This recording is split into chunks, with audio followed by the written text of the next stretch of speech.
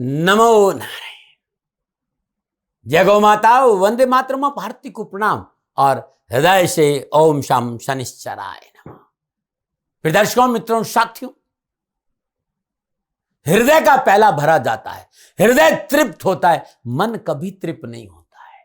मन ना कभी तृप्त हुआ है और ना कभी तृप्त होगा।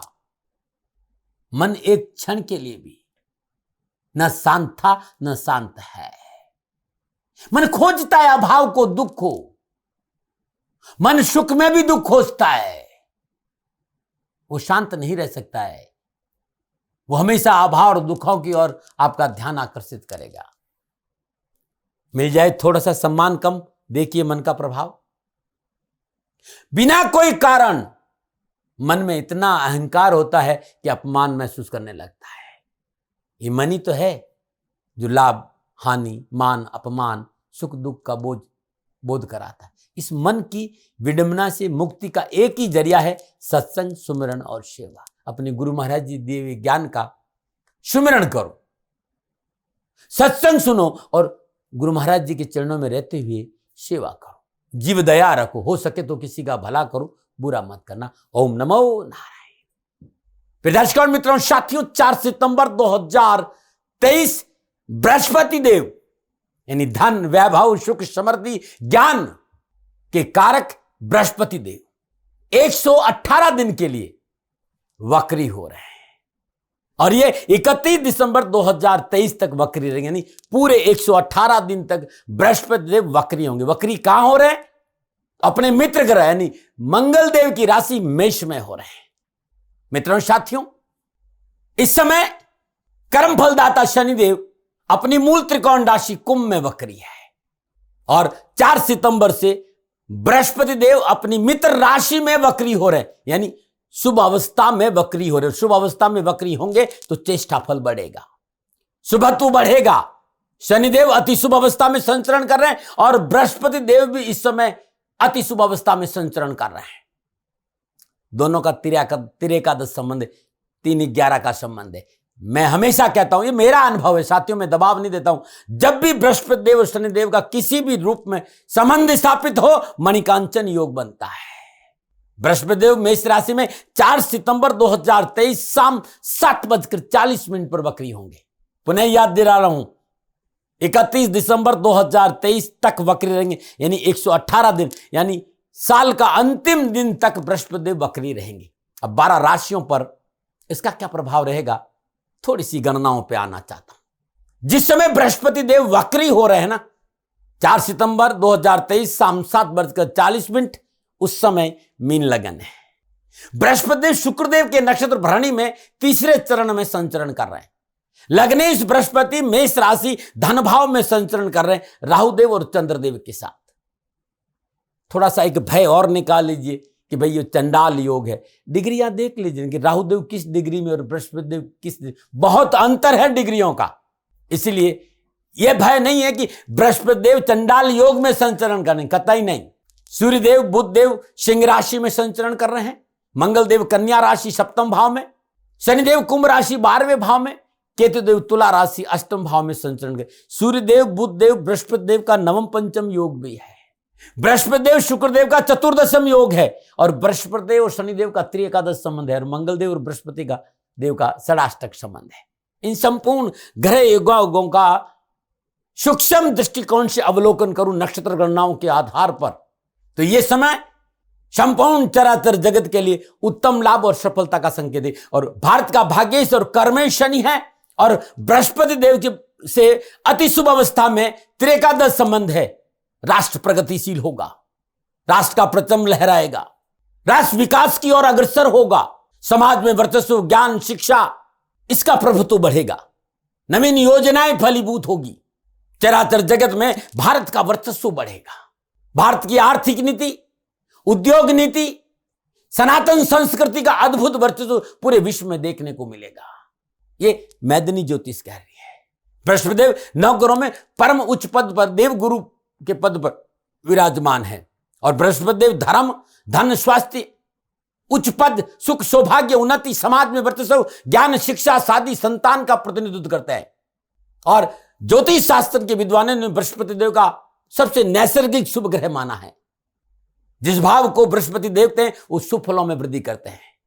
और पिछले इन 50-55 सालों का यह अनुभव रहा है कि निजगत कर्मों के अनुसार यदि बृहस्पति देव आपकी जन्म कुंडली में दुर्योग, निजगत कर्मों के अनुसार यदि जातक की जन्म कुंडली में कोई भी दुर्योग जन्म कुंडली में है, लेकिन लगन भाव में बृहस्पति हो, बृहस्पति शुभ हो, सभी दोषों के दूर करने का सामर्थ्य बृहस्पति देव में रहता है। बृहस्पति देव को एथिक्स का कारक माना, नीति नियम धर्म सिद्धांत का कारक माना है, विद्या का महान विद्वान ग्रह माना है बृहस्पति देव को, और विद्या का मूल कारक ग्रह बृहस्पति देव है। बुध देव बुद्धि का कारक है। यह अद्भुत है। धनु और मीन राशि का स्वामी ज्योतिष भाषा में कर्क राशि में उच्च का माना और मकर राशि में इन्हें नीच का माना जाता है। 3 अक्टूबर को भरणी नक्षत्र के दूसरे चरण में आएंगे और 31 अक्टूबर को भरणी नक्षत्र के प्रथम चरण में संचरण करेंगे। 26 नवंबर को अश्विनी नक्षत्र के चौथे चरण में आएंगे और 31 दिसंबर को बृहस्पति देव मार्गी होंगे। बृहस्पति अपनी मित्र राशि मेष में वक्री हो रहे हैं। बृहस्पति देव का मेष राशि में शुभ संचरण है, और जब कोई भी ग्रह शुभ अवस्था में वक्री होता है तो चेष्टा बल बढ़ता है, यानी शुभता में वृद्धि होती है। बार बार समझा रहा हूं। और एक बात और ध्यान रखनी, आपकी जन्म कुंडली में बृहस्पति देव यदि वक्री अवस्था में संचरण करें तो आपके शुभ फलों में अधिक वृद्धि होगी। ये ध्यान रखिएगा मित्रों। साथियों, गणनाओं की बात कर रहा हूं मैं, और गणनाएं ये कह रही है कि बृहस्पति देव की जो अवस्था है इस समय वो अति शुभ अवस्था है। हां, जो मैं आपके सामने राशिफल लेके आऊंगा ये जनरल है। आपके लगन और आपकी राशि के अनुसार भी देखेंगे तो फलाफल आपको सही मिलेंगे, लेकिन ये जनरल है। आप चाहते हैं कि आपकी जन्म कुंडली में बृहस्पति देव आपको क्या फल प्रदान कर रहे हैं, तो नीचे नंबर आ रहे हैं। इन नंबरों पर संपर्क करके आप मेरे से संपर्क स्थापित कर सकते हैं। मित्रों और साथियों, एक बात और कहना चाहता हूं, क्योंकि बृहस्पति देव इस समय शुभ अवस्था में है, राहु के षड्यंत्रों से भी बृहस्पति देव बाहर है, और राहु 30 अक्टूबर को राशि परिवर्तन करके मीन राशि में आ जाएंगे। तो राहु जिस राशि में विराजमान होते हैं उस राशि के उत्तम फल प्रदान करते हैं, तो बृहस्पति देव के फल राहु देगा। हां, राहु का जो निजी स्वभाव है, अनऑर्थोडॉक्स, अनकन्वेंशनल, अनप्रेडिक्टेबल, तो मेरे को राष्ट्र से इतना ही कहना है कि साथियों, राष्ट्र से बड़ा कोई नहीं हो सकता, न राष्ट्र से बड़ा कोई था, न होने की संभावना है। यदि आप चाहते हो कि भारत विकास करे, भारत में विकास की लहर दौड़े, भारत का हर व्यक्ति समृद्धिशील और सुखी है, तो धर्म को लेकर अनर्गल बयानबाजी शोभा नहीं देती। इस पर आपको कंट्रोल करना पड़ेगा। भाषा में शालीनता का परिचय देना होगा, क्योंकि अनर्गल भाषा, अनर्गल बयान राष्ट्र की जो सामाजिक व्यवस्था है उसमें तकलीफ दे सकता है। मित्रों और साथियों, एक बात और ध्यान रखिएगा, इस समय जो नक्षत्र गणनाओं का है ना, भारत को अबाध गति से आगे बढ़ने का संकेत दे रहा है। राष्ट्र के विकास में सहयोगी बने, बाधक नहीं। इस बात का ध्यान रखिएगा। अब मैं पुनः याद दिलाना चाहता हूं कि जो फलादेश है वो जनरल प्रोडक्शन है। नक्षत्र गणनाओं को पूर्णतः ध्यान में रखा है, चाहे आप लगन से देखें और चाहे आप अपनी जन्म राशि या चंद्र राशि से देखेगा, फलादेश आपको सटीक मिलेगा। अमूमन राशिफल चंद्र राशि से देखा जाता है, लेकिन फिर भी मैं कहना चाहूंगा, मैं प्रजापिता ब्रह्मा नहीं हूं, न मैं हथेली में सरसों उगाता हूं। मैं अपना अनुभव आपके सामने शेयर कर रहा हूं। मानो न मानो, ये आपकी मर्जी। कर्म फलदाता शनिदेव का दास हूं। कर्मों में सुधार करें, कर्मों में शुद्धिता रखें और कर्मों पर विचार करें। कर्मों में सुधार करते हुए माँ बाप की सेवा, धर्मानुकूल आचरण, राष्ट्र प्रेम और ओम शम शनिश्चराय नमः इस मंत्र का जाप करेंगे तो आपका जीवन खुशियों से भरा। और कर्म फलदाता शनिदेव इस समय शुभ अवस्था में संचरण कर रहे हैं, और बृहस्पति देव की शुभ अवस्था बढ़ने से शनिदेव 12 के 12 राशियों को उत्तम फल प्रदान करें। मैं ये कह सकता हूं कि बृहस्पति देव वक्री हो रहे हैं, लेकिन लाभ का जो संकेत है वो शनिदेव दे रहे हैं। तो शनिदेव करेंगे आपका कल्याण, धर्म में बढ़ेगी रुचि, भारत करेगा विकास। भारत का भाग्येश्वर और कर्मेश शनिदेव है, और इस समय बड़ी शुभ अवस्था में बृहस्पति देव और शनिदेव का संबंध है। मेरा राष्ट्र प्रगतिशील है, मेरे राष्ट्र में विकास हो, इस प्रार्थना के साथ मैं आपसे निवेदन करना चाहूंगा कि उस सोच से बाहर आइए, स्वार्थ से बाहर आइए और अपने राष्ट्र हित में सोचिएगा, क्योंकि आने वाला समय इस राष्ट्र के प्रगति का अद्भुत संकेत दे रहा है, हमें सहयोगी बनना। देखो साहब, होगा तो वही जो गणनाएं देख रही है। कहा नहीं, गिरिराज जी को तो उठना था, जिन्होंने लकड़ी लगा ली आज उनका नाम है। माधव ने संकेत दिया है कि भारत विकास की ओर अग्रसर हो रहा है और आप सब देख रहे हैं। मैं पुनः अपने हृदय से इस राष्ट्र के संपूर्ण वैज्ञानिकों, राष्ट्र के कर्णधारों और उन सभी महामानवों को प्रणाम करता हूं जिन्होंने इस राष्ट्र में प्रगति के लिए अपना योगदान दिया। चंद्रयान चंद्रमा पर उतर चुका है, अब तो नई नई सारी सूचनाएं मिलना प्रारंभ हो गई है। तो ये खुशी का संकेत, ये संकेत है, पूरा विश्व भारत के योग को स्वीकार किया है और पूरा विश्व स्वीकार कर रहा है कि जिस पोल पर चंद्रयान उतरा है, इसका मतलब भारत न कभी किसी से कम था, न किसी से कम है और न कम रहेगा। ये विश्व गुरु था, विश्व गुरु है और विश्व गुरु रहेगा। बस भारतवासियों को अपनी सोच में सकारात्मक परिवर्तन लाना है और राष्ट्र की प्रगति के साथ जुड़ना है। क्षमा करिएगा, थोड़े से शब्द ज्यादा बोल दिया, लेकिन मुझे बताना बहुत जरूरी है। अब मैं आपसे निवेदन करना चाहता हूं कि बृहस्पति देव का वक्री होना 12 राशियों पर क्या प्रभाव रहेगा। और अब मैं मित्रों बात करूंगा राशि चक्र भर चक्र की तीसरी राशि यानी मिथुन राशि। मिथुन राशि के अधिपति देवता बुध देव है। मिथुन राशि वालों के लिए बृहस्पति देव का अपनी मित्र राशि मेष में वक्री होना क्या प्रभाव डालेगा, क्या राशिफल का संकेत दे रहा है। तो मिथुन राशि के जातकों के लिए, मिथुन राशि के भाई बहनों के लिए बृहस्पति देव सप्तम और दसम भाव के स्वामी होकर 11वें भाव मेष राशि में वक्री होंगे। 11वां भाव लाभ का भाव है, आपका सोशल सर्कल है, आपकी इच्छाओं का भाव है, आपके बड़े भाई बहनों का भाव है। इसे त्रिष्टाय भी कहा है, लेकिन ये अंतिम उपचय भाव भी है, धीरे धीरे लाभ देने वाला भाव भी है। और बृहस्पति देव 12 भावों में से 4 भावों के मुख्य कारक है। धन के भी वही है, भाग्य के भी वही है, लाभ के भी वही है और संतान के भी वही है। और श्रम लाभ भाव मेष राशि में वक्री हो रहे। बृहस्पति देव भले ही जन्मकुंडली में कई बार प्रतिकूल अवस्था में हो, लेकिन सुफल अवश्य देते हैं। ज्ञान के कारक, आय के, ज्ञान, आय, संतान और धन, ये मजबूत करते हैं, उस भाव को, उस कारक को मजबूत करते हैं। और यहां बृहस्पति शुभ अवस्था में लाभ भाव में वक्री हो रहे हैं। बृहस्पति देव 10वें भाव में यानी कर्म स्थान के स्वामी है। आपका सप्तम स्थान साझेदारी और जीवन साथी का भाव है। इन 2 भावों का फल बृहस्पति देव आपको देंगे, 7वें और 10वें। 10वें से 10वां 7वां होता है, वो भी व्यापार है, जीवन साथी है, साझेदारी है। इस समय आपको बृहस्पति देव की दशा और अंतरदशा है तो उत्तम फल लाभ के संकेत है मिथुन राशि वालों के लिए। 11वें भाव में विराजमान वक्री बृहस्पति देव की पंचम पूर्ण दृष्टि पुरुषार्थ भाव यानी तीसरे भाव सिंह राशि पे। ये भाव निर्णयों का भाव है। आप क्या करेंगे और क्या नहीं करेंगे, आप आगे जाएंगे कि पीछे जाएंगे, आप कहां बैठेंगे और कहां नहीं बैठेंगे, क्या लेंगे और क्या नहीं लेंगे, किससे दोस्ती करेंगे और किससे दुश्मनी करेंगे, व्यापार करेंगे कि नौकरी करेंगे। ये फैसला इस भाव के प्रभाव में आता है कि आप क्या फैसला लेंगे। ये पराक्रम का भाव है, निर्णय क्षमता मजबूत होगी, कम्युनिकेशन स्किल बहुत सुदृढ़ होगा, भाई बहनों का बहुत अच्छा साथ मिलेगा, आसपास की मजबूत कारोबारी यात्राओं का योग है। सप्तम दृष्टि तुला राशि पंचम भाव पर है। पंचम भाव आपका रिलेशन है भाई, आपकी बुद्धि, आपका संतान, शेयर मार्केट, रचनात्मकता, सलाह, मनोरंजन, शिक्षा और लर्निंग है। पंचम भाव आपका स्टेट माइंड भी है, आपकी हायर स्टेट भी पंचम भाव है। बुद्धि में स्थिरता रहेगी, उस शिक्षा के क्षेत्र में आगे बढ़ेंगे, निजी संबंधों में प्रगाढ़ता आएगी। वे जातक जो अविवाहित है उनके निजी संबंध विवाह में परिवर्तन, यानी आपके जीवन में नए जीवन साथी का प्रवेश है।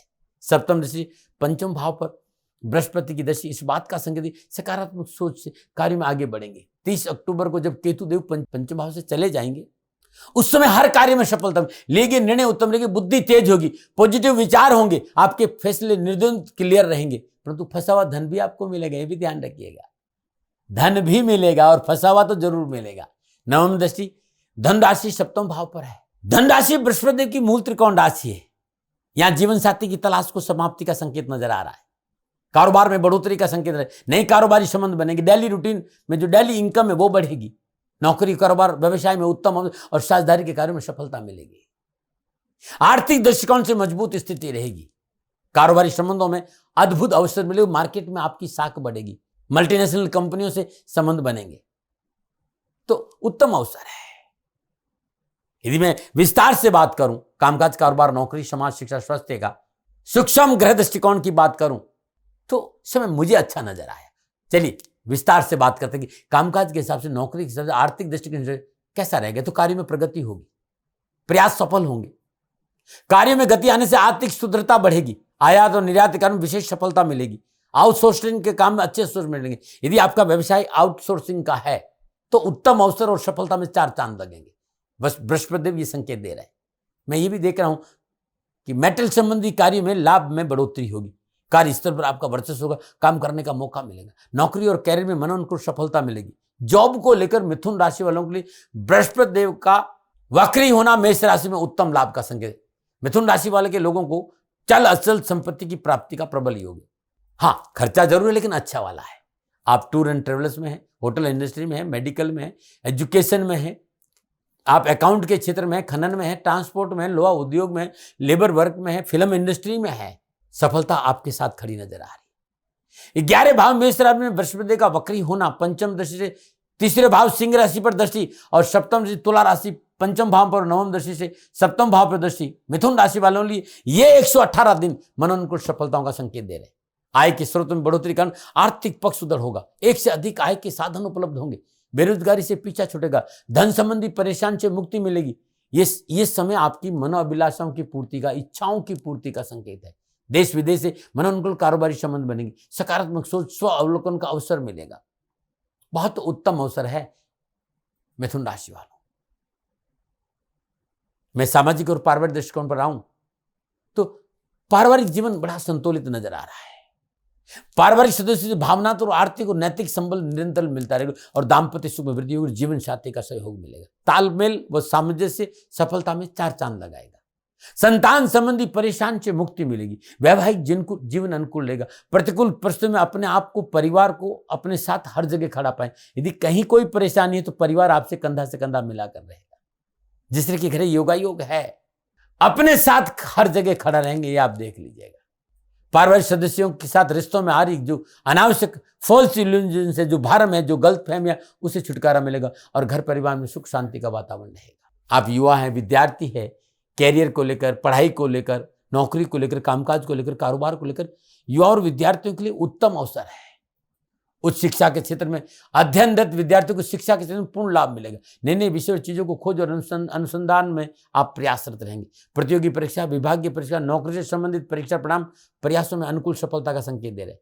परंतु इंटरव्यू और सफलता और साक्षात्कार सफलता के लिए थोड़ा सा कम्युनिकेशन स्किल पर आपको परिश्रम करना पड़ेगा। आपको इंटरव्यू देने जा रहे हैं, कोई साक्षात्कार आपका है तो थोड़ा सा कम्युनिकेशन स्किल पर काम कर लीजिएगा। मिथुन राशि के विद्यार्थी और युवाओं के लिए शिक्षा और कैरियर की दृष्टि से बृहस्पति देव का मेष राशि में वक्री होना शानदार उपलब्धि और सफलता से भरा रहेगा। पिछली शिक्षा संबंधी, कैरियर संबंधी समस्या में कमी आएगी, उठापटक संबंध होगी और नए अवसर मिलेंगे। हाँ, मैं इतना जरूर कहूंगा कि बड़े बड़े होते हैं और बड़ों को नजरअंदाज करना मुसीबत का संकेत है। अपनों से बड़ों का आदर करें, उनकी बात को सुने, उनके साथ खड़े रहे, उनकी आवश्यकताओं पर ध्यान, उनकी भावनाओं पर ध्यान देना बहुत जरूरी है। बृहस्पति देव का वक्री होना स्वास्थ्य के हिसाब से सावधानी का संकेत है। शारीरिक स्वास्थ्य को लेकर सावधानी अपेक्षित है। ये 4 महीनों में मौसम परिवर्तन भी होगा। बारिश गई है, कभी गर्मी कभी सर्दी, कभी गर्मी कभी सर्दी। तो जब भी वेदर चेंजिंग हो तो विशेष सावधानी आपको बरतनी होगी। सर्दी, जुकाम, बुखार जैसे मामले को नजरअंदाज नहीं करें। कोई भी इन्फेक्शन आपको नुकसान देगा, चिकित्सा में लापरवाही नहीं करें। पाचन तंत्र को लेकर जैसे आंतें हैं, पेट है, एसिडिटी है, गैस है, पाचन संबंधी समस्या आपके लिए मुसीबत का कारण बन सकती है। विशेष रूप से पैरों में दर्द भी रहेगा, मानसिक तनाव है, कोई घबराहट है, कोई बेचैनी, कोई इन्फेक्शन है, ऐसी समस्याएं हो सकती है।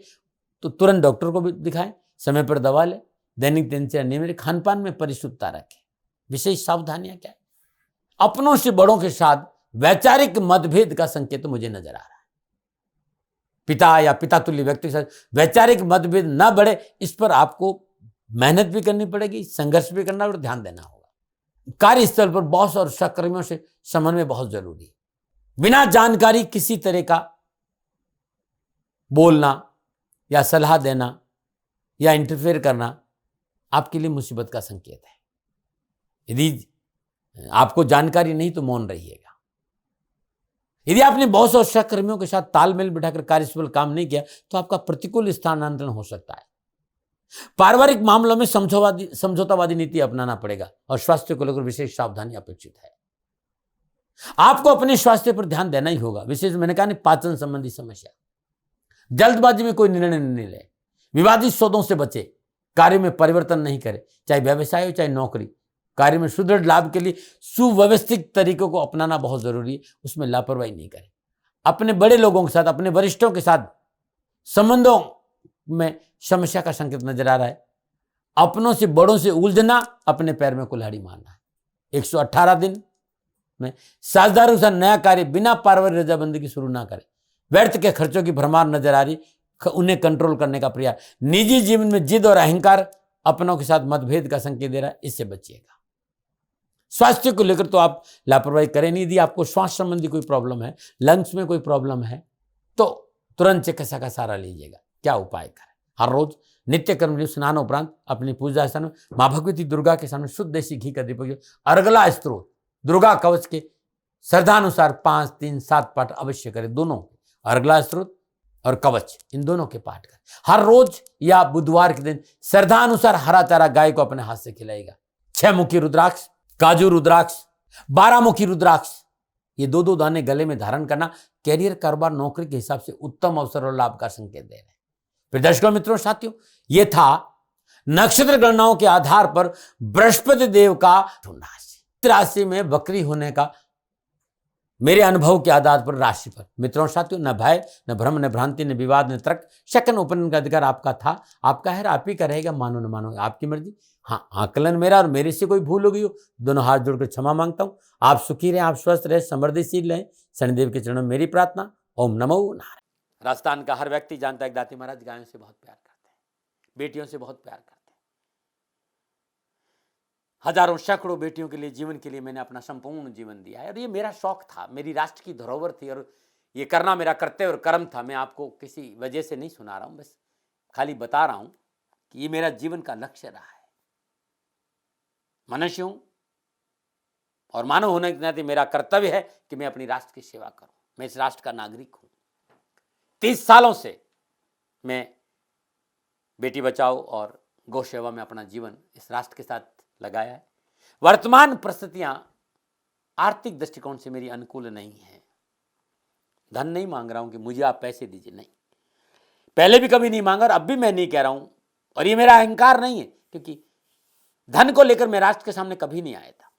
हमेशा मैंने ये कहा कि साहब सेवा करिए, आप, मैं भी सेवा करता हूं, आप भी सेवा करें, धन नहीं चाहिए। लेकिन वर्तमान में जो आर्थिक परिस्थिति है वो मेरे को ये कहने के लिए मजबूर कर रही है कि सन्निधान गौशाला की गायें दुखी नहीं रहे, इसके लिए मुझे आपका सहयोग चाहिए। और सहयोग के लिए मैं स्वयं आपके साथ खड़ा हूं, आपकी समस्याओं के समाधान के लिए। भाई, आप अपनी जन्म कुंडली का अवलोकन कराना चाहते हैं, आप अपनी जन्म कुंडली बनाना चाहते हैं, आपको बहुत सी चीजों की जानकारी चाहिए, तो मैं आपके साथ खड़ा रहूंगा, पूरे साल खड़ा रहूंगा, जब तक जीऊंगा तब तक खड़ा रहूंगा। नंबर आ रहा है, इन नंबरों पर संपर्क करिए, आप मेरे से बात करिए, लेकिन इसकी एवज में गायों के लिए चारे की व्यवस्था कर लीजिए। और इसीलिए मैंने कहा था कि भाई थोड़ा दिन, इस समय मैं परेशानी में हूं और मेरी गायें चारों को लेकर थोड़ी सी परेशान हैं। ऐसा हृदय से आया, लोगों ने कहा कि राष्ट्र आपसे प्यार करता है दाती महाराज, एक बार निवेदन करिए। तो मैं दान नहीं मांग रहा हूं, फिर भी मैं अभी भी मेरा ये अहंकार नहीं साथियों, मेरा राष्ट्र सर्वोपरि है। मैं ये नहीं कह रहा हूं, मैं ये कह रहा हूं मैं परिश्रम करूंगा आपके लिए, और परिश्रम के एवज में गायों के लिए चारे की व्यवस्था करिए। शनि भगवान आपकी रक्षा करे और आपका जीवन सदा खुशियों से भरा रहेगा, ऐसा मेरा निवेदन। और वे लोग जो सक्षम है, सामर्थ्यवान है और जिन्हें दाती महाराज के ज्योतिषीय समाधान की आवश्यकता नहीं, तो उनको मेरा प्रणाम। क्योंकि बहुत से लोगों को मैंने देखा है पिछले 1 महीने में, लगभग 20 से 25-50 लोग ऐसे भी हैं जिन्होंने सन्निधान गौशाला में 2100 रुपया चारा कर दिया है। मैं उन सब के प्रति अपना आभार प्रकट करता हूं और यह सहयोग मैं जीवन भर याद रखूंगा। मित्रों, समय ऐसा है कि मेरी परिस्थिति आर्थिक दृष्टिकोण से अनुकूल संकेत नहीं दे रही है, इसलिए मैंने राष्ट्र से कहा कि सन्निधान गौशाला में परेशानी नहीं चाहिए।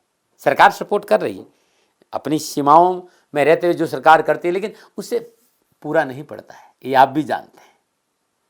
शासन की अपनी एक सीमा है और अपनी मर्यादा है, और शासन के पास और बहुत से काम है। लेकिन फिर भी मैं आप सभी का धन्यवाद देते हुए हृदय से पुनः एक बार निवेदन करना चाहता हूं कि आपको लगता है कि दाती महाराज के साथ शनिधाम गौशाला में खड़ा रहना है, तो नंबर है, जरूर सहयोग करें। मेरा कोई दबाव नहीं है, प्रार्थना थी। ओम नमो नारायण, ओम नमो नारायण।